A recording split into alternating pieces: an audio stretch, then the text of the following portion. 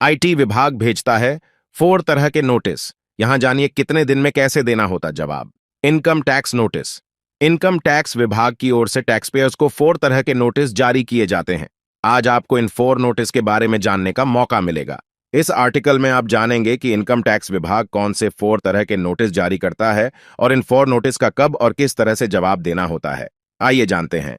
आज के समय में income tax officer income tax return में छोटी छोटी कमियों के लिए नोटिस भेज रहे हैं। इनकम टैक्स नोटिस के प्रकार और उसका कारण समझे बिना कई बार टैक्स पेयर डर जाते हैं। लेकिन ध्यान देने वाली बात यह है कि अधिकतर नोटिस सिर्फ टैक्स पेयर से स्पष्टीकरण चाहने के लिए भेजे जाते हैं।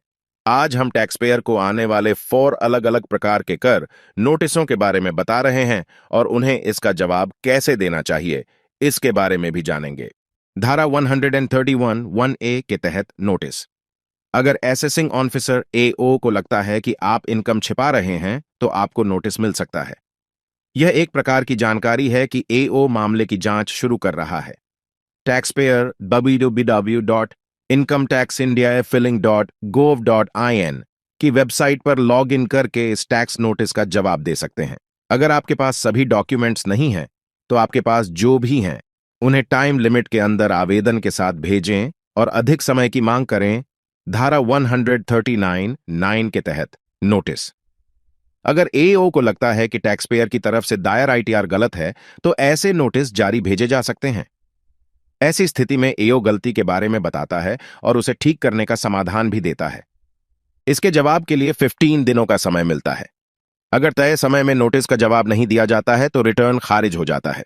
धारा 142(1) के तहत नोटिस। ऐसे नोटिस आकलन से पहले जांच के लिए एक सूचना के तौर पर भेजे जाते हैं। अगर आपने किसी असेसमेंट ईयर के लिए रिटर्न समय पर दाखिल नहीं किया है तो आपको यह नोटिस मिल सकता है। इस नोटिस में आगे की जानकारी और डॉक्यूमेंट्स की डिमांड की जाती है।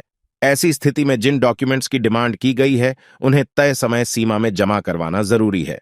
धारा 143(1) के तहत नोटिस। ऐसे नोटिस टैक्स पेयर को तब भेजे जाते हैं जब कोई टैक्स या ब्याज दे या वापसी के लायक है। अगर रिटर्न की गणना में कोई गलती है तो यह एक्स्ट्रा टैक्स या अन्य जरूरी बदलावों की डिमांड के लिए नोटिस है। ऐसी स्थिति में आपके तरफ से दायर रिटर्न की जानकारी और ईओ की तरफ से की गई गणना शामिल होगी। इसी नोटिस का जवाब आपको 30 दिनों में देना होगा।